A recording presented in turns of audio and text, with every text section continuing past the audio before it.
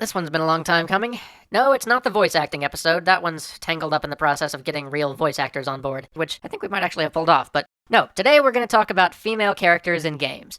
The reason this particular topic has been so long in coming is that we've been waiting for the industry to provide us with a good topical example of a well done female character. But unfortunately, nothing really helpful has come out, and the AAA release lineup has been pretty barren for the last few months anyway, so screw it, let's just do this thing.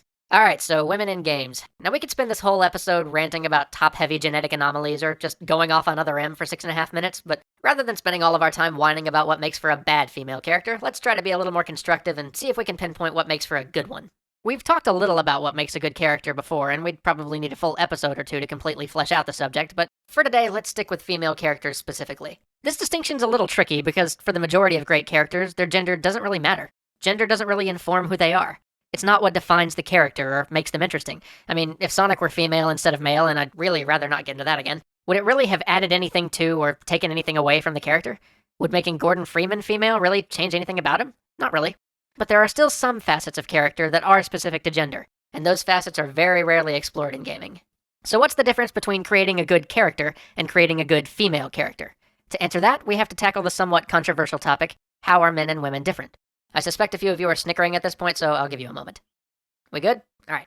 When discussing the differences between men and women for the purposes of character creation, one thing the game development community is always forgetting is that there are two principal categories of differences between genders, genetic and societal.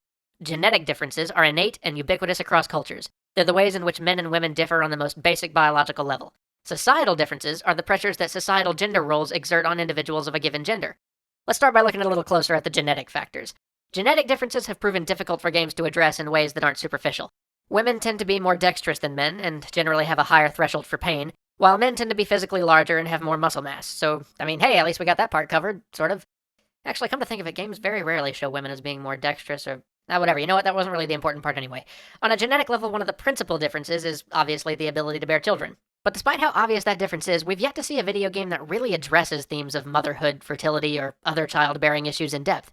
Yeah, I know we've had plenty of games that have a mother character, or a mother figure, or a character with mother issues, or a character that just says mother all the time, but we've never really had a character explore motherhood as a theme in depth, or put the player in a mother-type role, at least not one that can be taken seriously. And it's not like you couldn't make a great game out of that theme. Hell, it could be pretty powerful.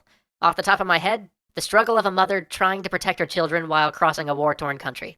Now that could easily make for an exciting action title. But honestly, the industry's still having a hard enough time plumbing the emotional depths of conflicts that male designers can relate to, so we've probably still got some growing up to do before we have any hope of successfully tackling subject matter like that. Although I imagine that a well-done game about a mother's sacrifice for her children could be a strong contender for the first game to really make you break down and cry. Just saying. But alright, enough about genetic factors. Let's move to look at things which are societal. The important thing to remember here is that these are malleable qualities. The reason we so often fall into the trap of delivering female stereotypes in games rather than true, believable female characters is because we tend to think of everything related to being female as inherent to being female. We often assume things like girls like pink or girls are demure to be inherent female traits when these are really societal constructions. When you take these as fundamental qualities of being female, when you assume that they just are, they become things that cannot be struggled against, things that can't be changed, and change is where character is found. Looking at these things from the perspective that societal pressures encourage girls to like pink, or encourage girls to be demure, allows you the opportunity to flesh out your characters by showing their reactions to these pressures, and fleshing out your society by understanding the pressures it puts on women. You could as easily have a society where girls like black and girls shoot first, because these qualities are variable, and let me tell you, it would make for a totally different place than your girls like pink society. Now, I'm not saying that societal factors are totally independent of genetic ones, but they're a good place to start looking for how we can move from delivering cardboard stereotypes of women to delivering more fleshed out, more human female characters. Now, this is fairly easy to do in larger, epic narrative pieces, but you can get the job done with your gameplay, setting, and just a few telling moments. Despite our complaints regarding this thing, I'd argue that the Metroid series is one of the better examples of this. Even though the early Metroid games are pretty bare bones when it comes to plot and story, there are a variety of subtle hints that can be drawn from the designer's choices. Samus feels like a character because we know she stands apart from society. We don't know much about her, but it's easy to tell that she's made choices that don't fully conform to whatever societal standards she comes from. That's what makes her interesting. That's what draws us in and compels us to try and fill in the blanks ourselves.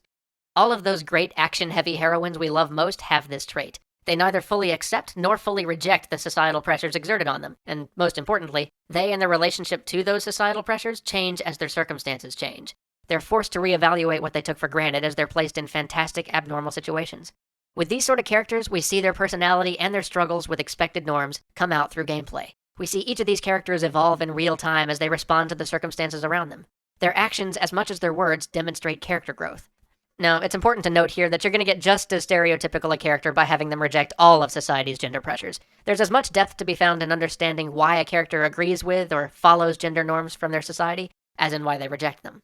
All of the great characters we've discussed here are a blend of accepting and rejecting what society expects of their gender, because, simply put, this is what real human beings do.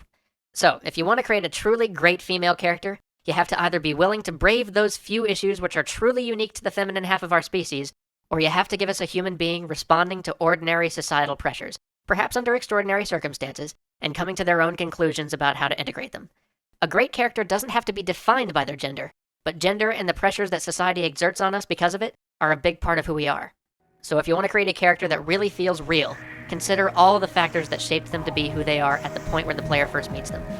I guess that's about it. With some luck, we'll be seeing more truly great female characters in our games more often in the coming years. Cross your fingers and keep an eye out. Later.